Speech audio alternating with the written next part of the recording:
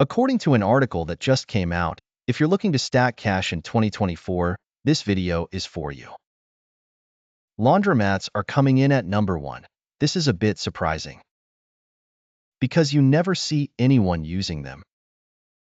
Yet they make $6 million a year and no one asks any questions. The ATO is just like, all looking good, keep going, no worries. Number 2 is self-storage facilities. They are coming in with the second highest success rate.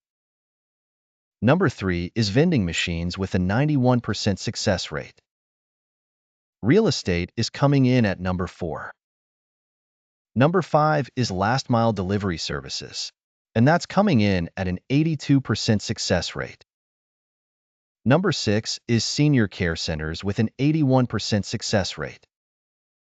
Once again, this is providing that if you want to make cash, you have to invest in recession-proof products and services, and necessities that people will always need regardless of the economy.